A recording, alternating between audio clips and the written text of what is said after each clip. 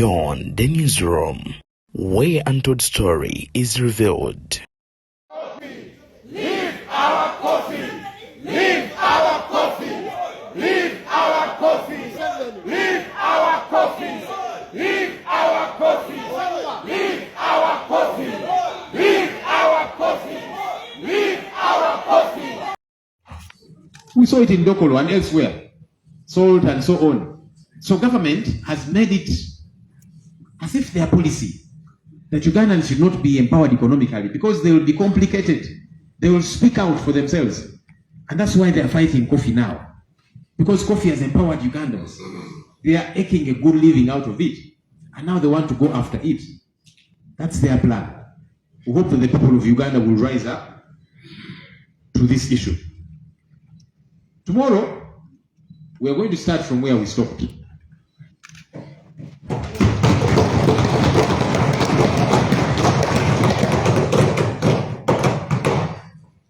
We are determined to defend the economic empowerment of the people of Uganda.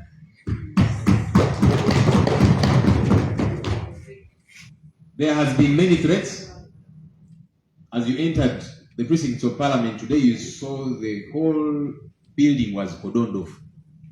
We have heard that tomorrow is going to be worse. They're going to deploy all manner of military in uniform, plain clothes, including inside the building. That's okay. We are not here at the invitation of any of those people who were sent here by our voters. And so we shall do exactly that. No one is going to intimidate us.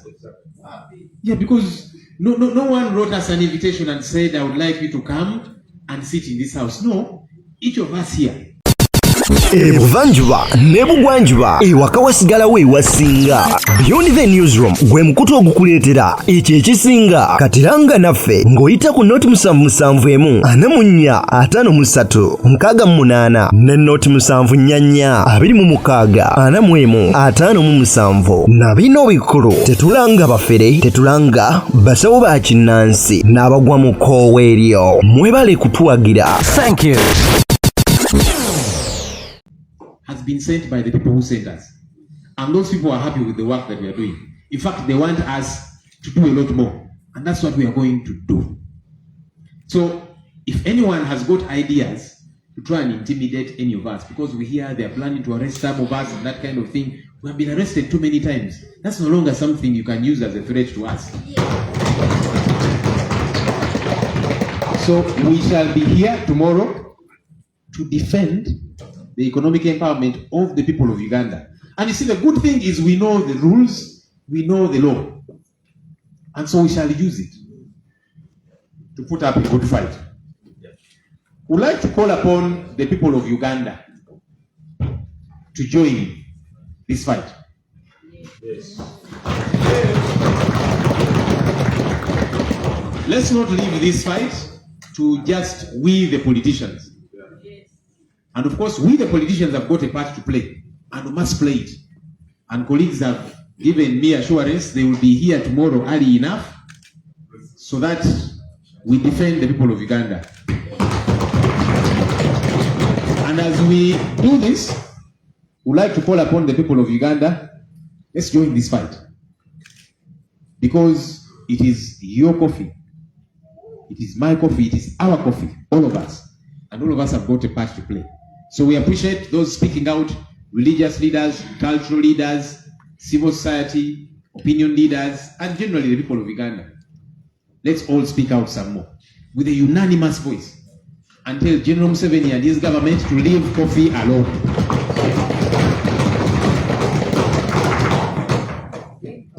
And our hope is that the people of Uganda will come on board. Please don't say we have left it to you, our MPs, to fight for us. We are going to play our part as members of Parliament. But please play your part where you are. Because now, this is a matter of life and death. This is a matter of your livelihood as the people of Uganda. Please stand up and be counted. Thank you.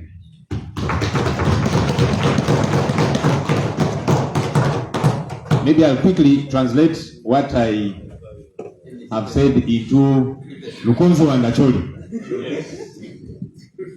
Why are you annoyed, you the media? You don't want me to speak Acholi and Lugozo. My neighbors are going to join me so that I do that as well. Bane tubebaza kubanga muze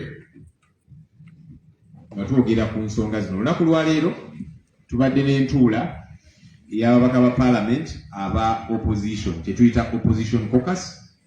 Tuwayamu ku nsonga ez'enjawulo okusingira ddala zino ensonga ez'ebitongole bya gavumenti bye baagala okuzzaayo mu ministries. Naddala ensonga ey'emmwanyi. Ensangi zino ensonga y'emmwanyi ekutte wansi ne waggulu.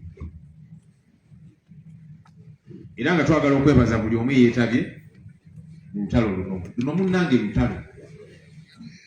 Era nga tulina okululwana okutaasa emmwanyi y'abannansi, emmwanyi y'abannayuganda. Twagala okusooka okulabula. Gavumenti erimu emikono esatu: executive, legislature, parliament ne judiciary. Naye executive ekulemberwa General Museveni esusse eyitiriza okutyoboola parliament eno okugiyisaamu olugaayo. Bayita ababaka babogolera kakati mwina kola kino. Tubadde tulaba ku mitimbagano gyaffe nga parliament. Government chief whip nga atowa order nti cabinet yatudde olunaku lw'eggulo era negamba ababaka kino kye mulina okukola. Si bwe kirina okubeera. Cabinet oleeta proposals zo ne tuziteesaako ne tuzikkiriza oba ne tuzigaana. Ababaka balina okubeera ne bbeetu okwetaayaaya. Situlekerera okutiisatiisa ababaka. Bwe mutakola kino bajja bakurashinga, bajja kola ki? Executive kola obugwo, leka parliament naye kola ogwayo. Era nga tukubiriza abakulembeze baffe wano ku parliament tuyimire ku magulu gaffe abiri tugaane parliament okozesebwa bweti. Lwaki tukikkiriza? Lwaki tukkiriza parliament neekuika ku kisenge kati mukole kino tukiganye? Nedda. So executive twagala okubawoninga. Parliament erina okusigala nga eri independent. Ensonga eno ey'emmwanyi si nsonga ya Buganda, nsonga ya Uganda. Kubanga waliwo ababadde bagezaako okukivuga bwe batyo anti kakati bano Abaganda tulina okubalwanyisa. Nedda. Ebitundu by'eggwanga bingi ebirima emmwanyi era districts nyingi ezirima emmwanyi mu bungi. Kambaweeyoko ku zi example: Kasese, Zombo, Kibale, Bundibujo, Kamuli, Kyenjojo, Jinja, Sironko, Maracha, Omoro, Mayuge, Iganga, Bugweri, Buhweju, Kaliro, Masindi, Kamwenje, Kakumiro, Kanungu, Bududa, Kabarole, Nuoya, Dokolo n'endala nyingi. Ezo zonna ze njogeddeko teziri mu Buganda naye ate nga balima emmwanyi. Lwaki mwagala okwawulayawulamu bannayuganda? Weewaawo twagala okwebaza ebitundu by'eggwanga eby'enjawulo. Twalaba Abagisu nga bavudde ne bagamba temukwata ku mmwanyi yaffe, Buganda nayo neevaayo, n'abalala tuveeyo ffenna. Naye waleme kubeerawo nti kakati eno ensonga ya Buganda yokka. Nedda. Eno ensonga ya Uganda. Kubanga bannayuganda miliyoni ne miliyoni ezeetaba mu kulima emmwanyi bonna tebali wano Buganda. Mulekerawo okutwawulayawulamu. N'ekirala, ensonga eno si ya opposition na NRM. Nedda. Ensonga eno yaffe ffenna. Era nga twagala okwebaza ababaka ba NRM abatwegattako juzi ne tusayininga nga nabo bagamba nti newankubadde tuli ba NRM ebifo bye bavaamu abalonzi babagambye nti temukwata ku mmwanyi. So tukiggyemu ebibiina kubanga abantu abafuna mu mmwanyi eno tuyinza gamba nti opposition bokka bannayuganda. Era nga ffenna tulina okwekumaakuma. So tukuba omulanga eri bannaffe aba NRM baleme kubatiisatiisa ebituwulira. In fact abantu abalina okubatiisatiisa balina okuwuliriza ennyo be balonzi bammwe. Bagamba emmwanyi gavumenti egiveeko leme gikwatako.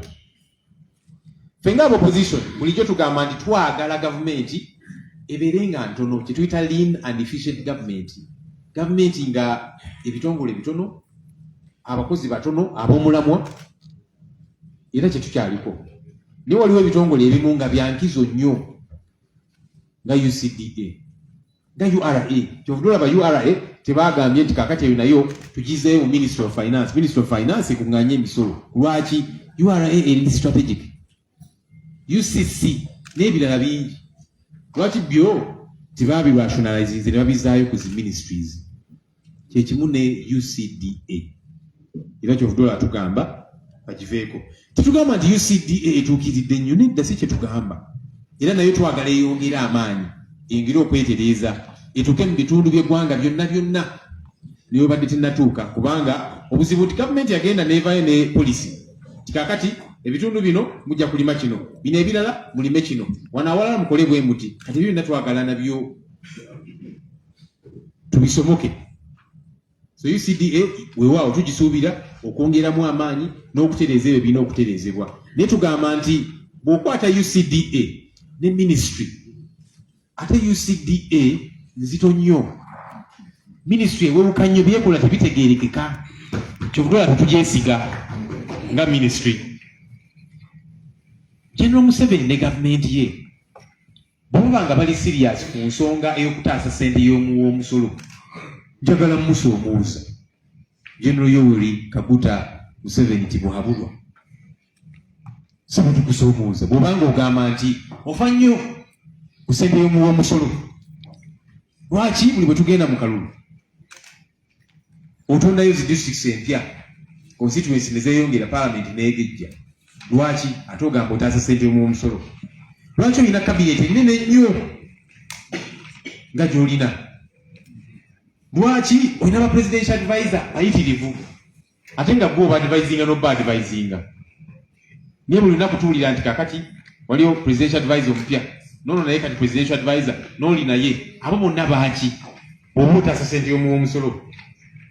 Lwaki tulina ba RDC abangi, ba deputy RDC, kati juzi mwatonzeyo ne ba assistant RDC, nga temugamba nti mufa nnyo ku ssente y'omusolo?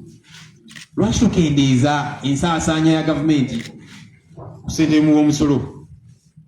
Lwaki General Museveni owolereza abo ababba ssente y'omusolo ate ng'oli mu kutuwuddisa otulimbalimba mbu gwe ofa nnyo ku ssente y'omusolo, ate nga gwe ovaayo n'owolereza abo ababba ssente y'omusolo?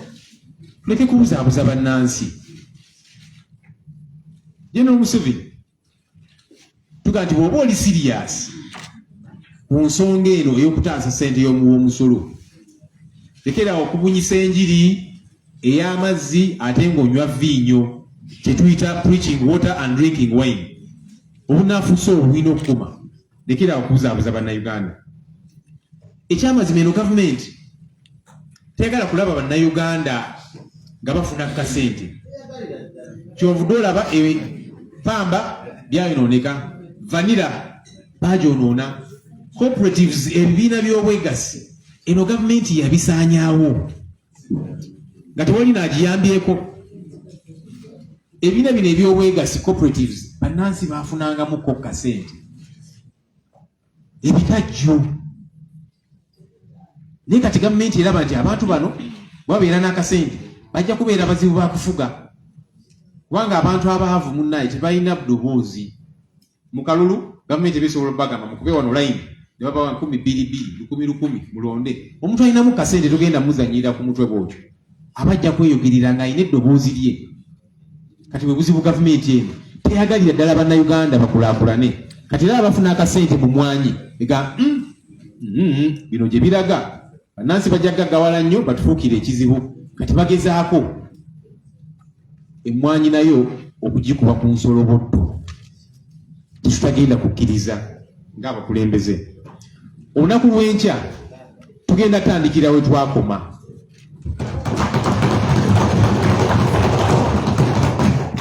So abalowooza nti bagenda kututiisatiisa, mbadde muyingira paalamenti wano ne mulaba nga bagisazeeko yonna, badiployinze abawanvu n'abampi, ate batugambye nti enkya nga paalamenti eddamu bagenda kuyiwa abalala bangi, mubayiwe.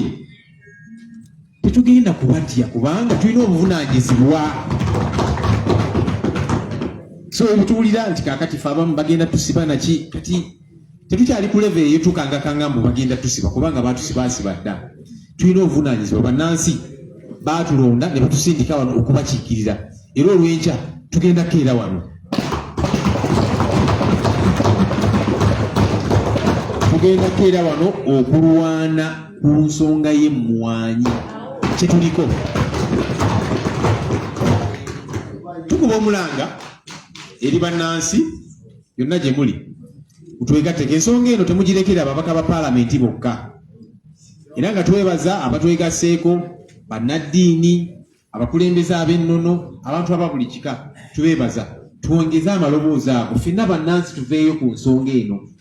Togamba nti eyo tugikwasiza ababaka. Nedda, ffenna etukwatako emmwanyi yaffe ffenna. Abalimi abali eyo kitegeere nti kaakati emmwanyi eyinza okufuuka akamwanyi bw'oteerwanako.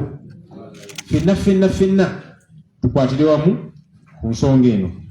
Bino bye tuwulira, General Museveni nti ali mu kutiisatiisa ababaka, yatandise n'ababe. I will crush you bwe tubiwulira. Sebunidde tujja kutukangakanga.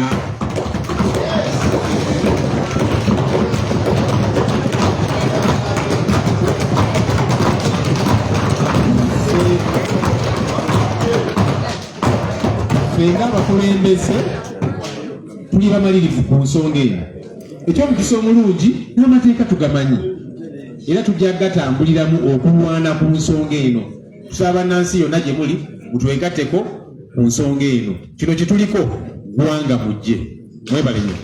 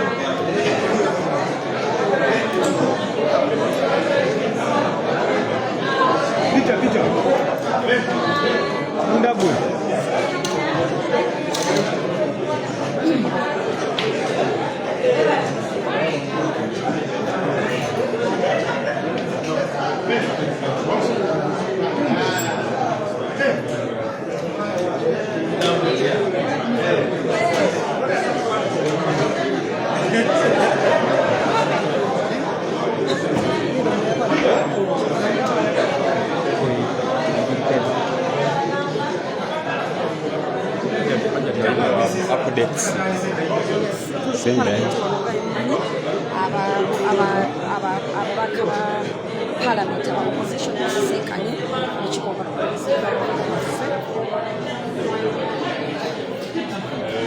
nga twatogera ku nsonga y'amaanyi tukanyiza okuziina Parliament agenda kutaka okutulenca tugamba nti nedda ku nsonga y'amaanyi tetukkiriza kitole kibaawo ekyayusidde solomweto fena tukanyiriza wamu twogere gattoloozi yaffe ku nsonga eyo nga tugamba nti emmwanyi olina okusigala emmwanyi yaffe fenna emwanyi si nsonga ya opposition, emwanyi si nsonga ya enemy, emwanyi si nsonga ya Buganda, nsonga ya bannayuganda ebafuna bya Uganda.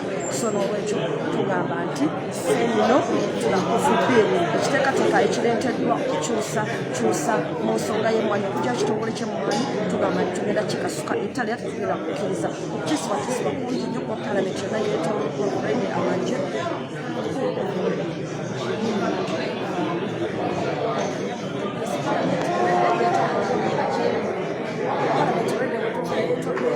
Amajje wamu n'abasecurity abaweererako ddala era nga n'okuyinza paalamenti kizibu nnyo era nga n'okuyingira paalamenti kizibu nnyo okuteeberwamu kwa paalamenti basobola bakukebera munda n'ebweru kugaana waba okuteebereza nti n'ababaka bamaliriza okugaanibwa okuyingira ekya paalamenti kubanga ebisango bingi nnyo era nga waliwo n'enteekateeka eraga tibeetegeeza okutuusa obuvune ku babaka n'abamalirize era n'okulaba nti ensonga y'emmwanyi baagala bagiyise oba mu butuufu oba mu bukyamu naye ffe ng'abaka ba opposition nga tukulembeddwa leader of opposition of Ssenyonyi tuva mu lukiiko kati tukkaanya ffenna ensonga y'emmwanyi esigale nga tuli ku mulamwa tewali kujjawo kitongole ky'emmwanyi so ebisigalidde byonna tujja kulira mu lunaku olwekyazeeko mbaka omukyalo wa Kampala bantegeezezza abakulembeze b'amadiini abakulembeze b'ennono abantu ba bulijjo batunda ku ttale abakola kibagamba nti emmwanyi terina kubeera ng'ekwatibwa olwekyo kuba bannakampala bange nange nenjukira okuva mu nakawa division Kawempe division Central division Kabaga division Makindye bonna bagamba nti emmwanyi esigalewo so n'olwekyo tetugenda kubeera nga tuwa omukisa ensonga y'emmwanyi eno kuba nti eyita tugenda kola kitulina okutuuka n'okusagala ku mulama n'okututeekebwa okubeera nga tubeera so n'olwekyo ensonga eyo bwetyo bweyimiridde so enkya tudda mu paalamenti mumakya so n'olwekyo nammwe abannayuganda abannakampala mbakoowoola nga nze omubaka wammwe amabulezi gammwe nammwe gye muli gashami malira ali mu paalamenti ng'alwana nga baka bali eno balwana nammwe ng'abannayuganda mubeere nga mulwana mubeere nga muleezinga amaloboozi gammwe ku malimu gammwe gye mukolera yonna wooli buli omu yogera nti emmwanyi tekwatibwako emmwanyi terina kukwatibwako buli omu so kino kyawamu so bannange mwenna mukikoleko mwebale nnyo mukola ddala bannakampala nze mbategeeza ensonga yeeyo nti gashami malira balonyawo paalamenti nga n'okuwafe atulwanira ffena twelwana nammwe mbeere nga mutulwanira bannayuganda mulina obuvunaanyizibwa nammwe okulwanirira okulaba nga paalamenti yammwe eddamu okufuna obuyinza bwayo era naffe bwe tubalambira ate nammwe mubeere nga mutulwanira kuba tetuli mu mbeera yammwe kyokola nti eyafuga eyawangula nti singafuga ne mubaako ak'enjawulo temukola twerwane.